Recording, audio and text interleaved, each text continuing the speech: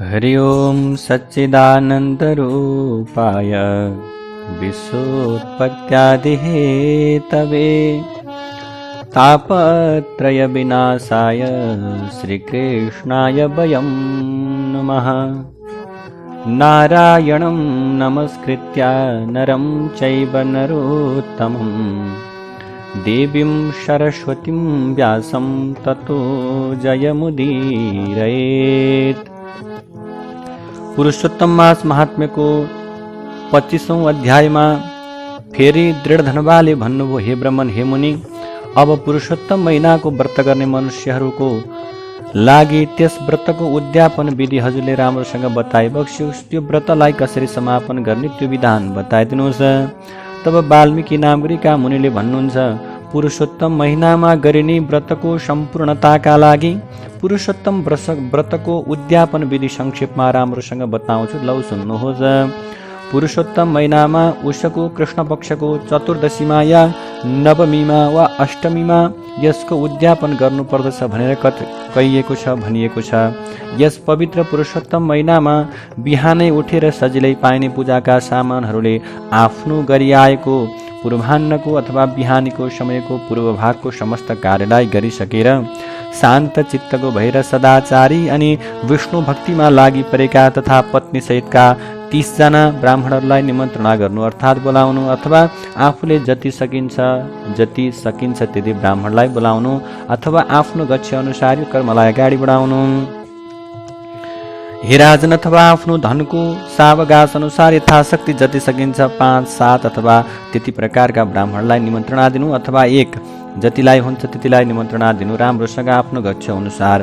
त्यसपछि मध्याह्नको समयमा 16 किलो नभए त्यसको आधा, नभए त्यसको पनि आधा आफ्नो शक्ति अनुसार सावगासले भ्याएको पञ्चधान्यले उत्तम सर्वतोभद्रको नाम गरेको मण्डललाई निर्माण गर्नु। त्यसपछि त्यस सर्वतोभद्र मण्डलमाथि राम्रा शुद्ध विभिन्न प्रकारका नचुहिने विभिन्न सुनका, चाँदीका, तामाका अथवा माटाका जस्ता सकिन्छ त्यस्तै 4वटा कलशहरूको संस्थापन गर्नु, राम्रोसँग कलशलाई थाप्नु पर्दछ। 4 रक्षकको प्रीतिका लागि मण्डलको 4 दिशामा श्रीफल बेलले सहित भएका शुद्ध वेश वस्त्रले बेरिएका तथा पानका पात पनि राखिएका यस्ता 4 कलशमा क्रमैले वासुदेवलाई अनि हलधरलाई तथा उत्तम भगवान प्रद्युम्नलाई र अनिरुद्धलाई स्थापन गर्नुपर्दछ। पुरुषोत्तम महिनाको व्रतको थालनीमा थापिएका राधा सहितका ती देवताहरूका पनि देवता पुरुषोत्तम भगवानलाई कलशै सहित त्यस ठाउँबाट ल्याएर मण्डलको माथि त्यसको मध्य अथवा बीच भागमा राख्नु, त्यहाँ स्थापना गर्नु। वेदाङ्गमा पारङ्गत भएका भगवानका भक्त, विष्णुका भक्त ब्राह्मणलाई आचार्य गराएर यसमा जप गराउन चाहनेले 4वटा मात्र अरू ब्राह्मणहरूलाई वर्ण गर्न सकिन्छ अथवा वर्ण गर्नु पर्दछ।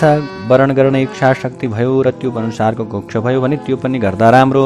वर्ण गर्दा तिनलाई हातमा लगाउने विभिन्न प्रकारका वस्त्रहरू अथवा उनीहरूलाई जस्ता प्रकारका सुन्दर वस्त्रहरू प्रदान गर्न सकिन्छ उनीहरूलाई उपयोग योग्य वस्त्रको प्रदान गर्नु। अनि प्रसन्न चित्रले आभूषण आदिले आचार्यलाई राम्रोसँग सिँगारेर त्यसपछि शरीर शुद्धिका लागि प्रायश्चित्त गोदान गर्नुपर्दछ। त्यसपछि पहिले बताइएको विधिले स्त्रीका साथै रहेर राम्रोसँग भगवानको पूजा गर्नुपर्दछ तथा अघि वर्ण गरिएका 4 प्रकारका ब्राह्मणहरूलाई 4 देवताको जप गराउनु पर्दछ। त्यसपछि मण्डलमाथि 4 दिशामा 4वटा दियो अर्थात् बत्तीलाई राख्नु पर्दछ। त्यसपछि नरिवल आदि फलहरूले क्रमैले रक्षक भगवानहरूलाई अर्घ दिनुपर्दछ। अनि दुवै घुँडा मारेर बसेर आफ्नो अञ्जलीमा राखिएका पञ्चरत्न सहितका अथवा विभिन्न प्रकारका पञ्चरत्न सम्झेर राम्रोसँग कुनै द्रव्यलाई लिएर यथालब्ध जस्तो पाइन्छ त्यस्तै असल फलहरूले श्रद्धा भक्तिका साथमा आफ्नी पत्नी सहित भएर हर्षपूर्वक प्रसन्न चित्तले श्रीहरि भगवानलाई सम्झनै अर्घ दिनुपर्दछ। अर्घ दिँदा भन्नुपर्दछ, हे देवदेव, हे आदिदेव पुरुषोत्तम, हजुरलाई बारम्बार नमस्कार छ। हे हरि, राधाका साथै रहेर मैले दिएको यो अर्घलाई हजुरले ग्रहण गरिबक्सियोस्। नयाँ मेघ जस्तो श्याम वर्ण हुनुभएका 2 हात हुने मुरली हातमा लिने पहेँलो वस्त्रलाई धारण गर्ने राधाका साथै रहने भगवान पुरुषोत्तमलाई म नमस्कार गर्छु। यस्ता प्रकारले भक्तिपूर्वक राधाले सहित भएका पुरुषोत्तम हरिभगवानलाई नमस्कार गरेर चतुर्यन्त्र अथवा चतुर्थ्यन्त नाम मन्त्रले स्वाहा भन्दै तिलकको होम गर्नुपर्दछ, अर्थात् आहुति दिनुपर्दछ। अर्घ्य दिइसकेपछि नाम मन्त्रहरूले तर्पण र मार्जन, शिरमा जल छर्किने काम गर्नुपर्दछ। त्यसपछि राधाले सहित भएका पुरुषोत्तम भगवानलाई निराजन अर्थात् राम्रोसँग आरती गर्नु। निराजन गर्दा भन्नुपर्दछ, हे प्रभु, नीलकमलको पत्र जस्तो कान्ति हुनुभएका, सदा सर्वदा राधिकाका साथ रहिरहने एवं कामदेवको समान सुन्दर रूप हुनुभएका ती देवेश देवताहरूका स्वामी भगवानलाई प्रेमपूर्वक म निराजन गर्दछु। अनि चमचम चम्किने असङ्ख्य रत्नहरूले रचिएको सिंहासनमा रहने वंशीको स्वरले मुग्ध भएका ब्रजका नारीहरूले वृन्दावनमा शोभिने अर्थात् अति सुन्दर देखिने एवं टल्किने रत्न जडेका किरीट र कुण्डल धारण गर्ने अनि चम्केको बिजुली जस्तो पहेँलो वस्त्रलाई पहिरने अनि कौस्तुभ मणि पहिरिएकाले निरन्तर छाती चम्किरहने ती राधाले सहित रहेका पुरुषोत्तम भगवानको ध्यान गर्नुपर्दछ।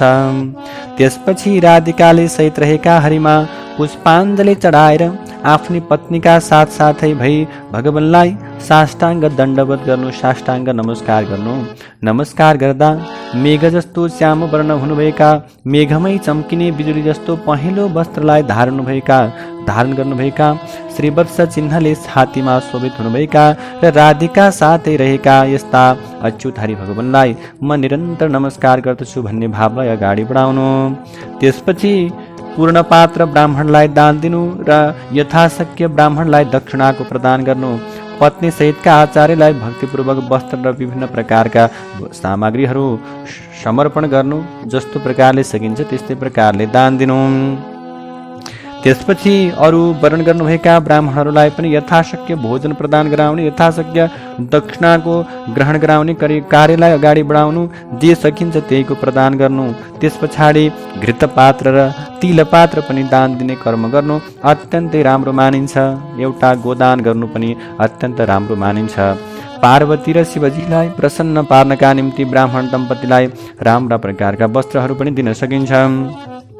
आफ्नो जस्तो शक्ति छ त्यस्तै अनुसारले भगवानका भक्तहरूलाई अथवा भगवानका सेवकहरूलाई राम्रा प्रकारका कुराहरू प्रदान गर्नु पनि अत्यन्त पुण्यदायी मानिन्छ। यदि शक्ति छ भने आफ्नो बलिरहेको अथवा आफ्नो चलिरहेको आयुलाई सोच्दै चाँडै नै भगवानका भक्त ब्राह्मणलाई श्रीमद् भागवत पनि दान दिँदा अझ उत्तम हुन जान्छ। किनकि श्रीमद् भागवत साक्षात् भगवानको अद्भुत रूप हो। यस्तो यो भागवत जो जन पण्डित अथवा जो जन राम्रा भगवानका भक्त ब्राह्मणलाई दान दिन्छ त्यो जन आफ्ना करोडौँ कुलको उद्धार गरेर निश्चय नै राम्रो स्वर्गीय विमानमा चढेर योगीहरूले पनि दुर्लभ नपाइ सक्नुको अथवा योगीहरूले पनि प्राप्त नगर्ने त्यो गोलोकलाई सजिलै प्राप्त गर्न सक्दछन्। हजारौं कन्यादान, सैकडौं वाजपेय यज्ञ तथा धान लहलएका खेतको दान र जो तुलादानहरू छन् ती र जो 8वटा महादानहरू छन् र जो वेददानहरू छन् ती सबै श्रीमद् भागवत दानको 16औं कला अर्थात् 16औं भागको पनि बराबरी हुन सक्दैनन्। त्यसकारण जसरी भए पनि राम्रो वस्त्र अथवा राम्रा प्रकारका कुराहरूले सिंगारिएको श्रीमद् भागवत विद्वान वैष्णवलाई ब्राह्मणलाई दान दिनु पनि अत्यन्तै राम्रो मानिएको छ। यदि कुनै हालतमा पनि बीचबीचमा 30 मालपुवाहरूले भरिएको 30वटा काँसका थालहरू र 30वटा पात्रहरूमा नतसके पत्रका पात्रहरूमा त्यो दान गर्नु पनि राम्रो मानिएको छ। हे राजन, ती प्रत्येक मालपुवामा कुल जति छिद्रहरू छन्, कुल जति प्वालहरू छन्, त्यति 1000 वर्षसम्म त्यो दान गर्ने मनुष्य मरेपछि अथवा मृत्यु पश्चात वैकुण्ठ लोकमा सदा सर्वदा बसिरहन पाउने शास्त्रीय प्रमाण पनि रहेको छ। त्यसपछि त्यहाँबाट योगीहरूले पनि कठिनले पाइने अति दुर्लभ त्यो निर्गुण अर्थात् काम क्रोध आदि दोषले रहित भएको गोलोकमा सरासर जान सक्दछन्। जुन अविनाशी प्रकाशमय लोकमा गएपछि ती गएकाहरू फेरि फर्केर आउनु पर्दैन। 2.5 सेर वा किलो काँसाको थाल अथवा काँस्य सम्पुट जुन भनिएको छ, निर्धन व्यक्तिले व्रतको पूर्तिका लागि आफ्नो शक्ति अनुसारले ती सम्पुटहरूको निर्माण गर्दा पनि उत्तम हुनेछ। अथवा मालपुवालाई तयार पार्न नसके मालपुवाका कच्चा सामान र श्रेष्ठ असल फलहरूका साथ सम्पुटमा राखेर त्यो भरिएको मात्र पुरुषोत्तम भगवानको प्रसन्नताका लागि दान गर्नुपर्दछ। ती न्यौता अथवा भनौँ ती न्यौता दिएर बोलाएका अथवा ती निम्ता दिएर बोलाएका पत्नीसहितका ब्राह्मणहरूलाई दान दिँदा पुरुषोत्तम भगवानको नजिकै सङ्कल्प परेर दान कर्मलाई अगाडि बढाउनु पर्दछ।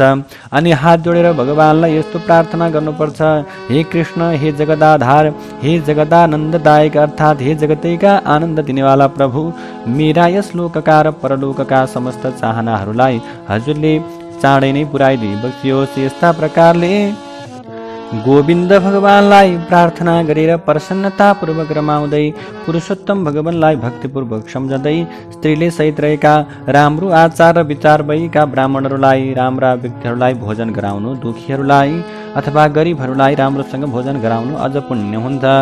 भोजन गराउँदा ब्राह्मण रूप हरि मान्दै र समस्त स्त्री रूपलाई राधिका मान्दै श्रद्धा भक्तिका साथ विधिपूर्वक चन्दन, अक्षता, फुलको माला, पूजा आदिले गर्नु र विभिन्न प्रकारका पायसहरू, राम्रा मिष्टान्न भोजनहरू, परिकारहरू उहाँहरूलाई ग्रहण गराउने, भोजन गराउने गर्नुपर्दछ। व्रत गर्ने व्रतीले पहिले नै विधिपूर्वक भोजन गराउने सामानको पहिचान गर्नुपर्दैछ। जस्तै यो वस्तु यस्तो प्रकारको छ, यो वस्तु दाग मुनक्काले, यो केराहरूले, यो अनेक प्रकारका फलले र आँपहरूले पनि, तथा घिउमा पकाएका पाकेका अन्न, हलुवा मनभोगहरूले, राम्रा राम्रा असल खाले मासका फुरौलाहरूले, अनि चिनी र घिउमा मात्रै पकाएका घेबरहरूले तथा फेनीहरूले, अनि खाँडका बर्फीहरूले, खरबुजा, काँक्रा, अदुवा, कागती, निम्बुका अचारहरूले र अरू पनि अनेक प्रकारका अचारहरूले, तथा यस्ता प्रकारले तयार गरिएका निम्बुका अचारहरूले र अरू पनि अनेक प्रकारका अचारहरूले, अलग अलग जातका पाकेका आँपहरूले तयार भएका यी छौटै रसहरू, पिरो, अमिलो, मिठो, टर्रो, तितो, नुइलोले साथ रहेका चारै प्रकारका रस लिने, चपाउने, पिउने अथवा यी जो भोजनहरू छन्, यी भोजनहरू युक्त आउने, बासना आउने गोरसहरू पनि त्यहाँ पस्केर मिठो बोली बोल्दै र देखाउँदै यो अत्यन्त स्वादिलो छ,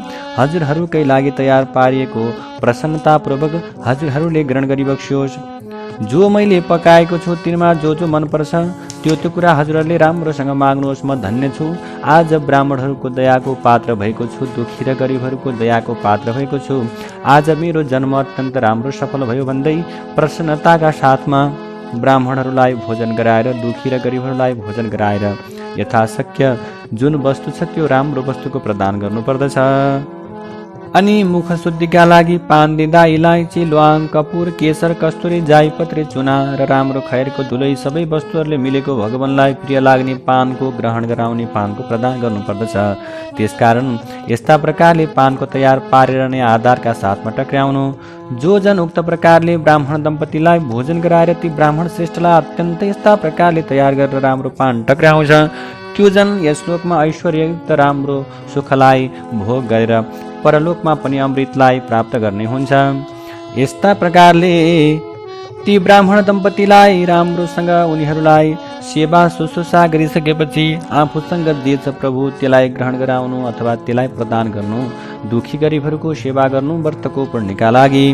र त्यस्तै गरी अब पूजा स्थानमा आउनु र निमन्त्रणा गराएका ब्राह्मणहरूलाई विदा गरिसकेपछि, निमन्त्रणा गरिएका दुखी र गरिबहरूलाई राम्रोसँग भोजन र सत्कार प्रदान गरिसकेपछि पूजा स्थानमा आई बसेर हात जोडेर मन्त्रहीनम क्रियाहीनम भन्ने पुरा मन्त्रले पुरुषोत्तम भगवानलाई क्षमापन समर्पण गरेर त्यसपछि फेरि हात जोडेर राम्रोसँग हात जोडेर यस्य स्मृत्या च नामुक्त्या भन्ने पुरा मन्त्रले जनार्दन भगवानलाई नमस्कार गरेर पूजामा कुनै कमी रहन गएको छ भने प्रभु अच्युत भगवानका कृपाले सम्पूर्ण फल पुरा गरिदिने वाला होस् भनेर विसर्जन बाहेकका यति सबै काम सकेर अनि सुखपूर्वक विचरण गर्नु, यानी रहनु। त्यसपछि खान बस्नु र खानालाई भूतहरूलाई यथायोग्य अलिअलि अन्य भाग लगाएर पर सार्ने, अनि पस्केको अन्यलाई यस्तो उस्तो भन्दै निन्दा नगरी झुठो वाद विवाद छाडेर चुपचाप रहेर आफ्ना परिवारका साथमा बसेर भोजन गर्नु। अनि औँसीका दिनमा आइसकेपछि त्यस दिन रातमा जागराम बस्नु, रातभरि जागराम बस्नु र राति नै विभिन्न प्रकारको जुन प्रतिमामा हामीले भगवानलाई आह्वान गरेका थियौँ ती राधिकाले सहित रहेका पुरुषोत्तम भगवानको राम्रोसँग पूजा गर्नु। पूजा सकिसकेपछि पति पत्नीले सहित भएर अत्यन्त प्रसन्न हुँदै भगवानलाई नमस्कार गरेर ती राधा सहितका पुरुषोत्तम भगवानलाई चन्दन रक्षता फूल हातमा लिएर गच्छ गच्छ भन्ने पुरा मन्त्रले, हे प्रभु, मैले हजुरलाई बोलाउन जान्न, विसर्जन गर्न जान्न, मबाट कुनै कमजोरी भएको क्षमा दिनुहोस् भनेर भगवानलाई बिदा दिनु, विसर्जन गर्नु। त्यसपछि आचार्यलाई त्यो प्रतिमाको प्रदान गर्नु र सकेदेखि आफ्नो इच्छा अनुसार अन्नदान पनि गर्न सकिनेछ। दुखी र गरिबहरूलाई पनि अन्नदान गर्न सकिने यस्तो प्रकारको यो व्रत रहेको छ। मनुष्यले जुन कुनै उपायले पनि यो पुरुषोत्तम महिनाको व्रत गर्ने गर्नु र अत्यन्त भक्तिपूर्वक आफ्नो इच्छा अनुसार आफ्नो गक्ष अनुसार विभिन्न प्रकारका दान कर्मलाई पनि अगाडि बढाउनु। तसर्थ नारी होस् अथवा पुरुष होस्, जो कोहीले पनि यो पुरुषोत्तम महिनाको व्रत गर्ने गर्नु र उसले जन्म जन्मका कुनै पनि प्रकारको दुःख तथा दरिद्रता र दुर्भाग्यतामा प्राप्त हुनु पर्दैन। जो जन पुरुषोत्तम महिनाको व्रत गर्ने गर्दछन् ती जन यो श्लोकमा अनेक प्रकारका मनोरथ पूर्ण भएर अत्यन्त प्रकारका राम्रा मनोकामनालाई प्राप्ति गरेर अन्तमा स्वर्गीय विमानमा चढेर नै यो अति उत्तम श्रेष्ठ वैकुण्ठ लोकमा जान्छन्।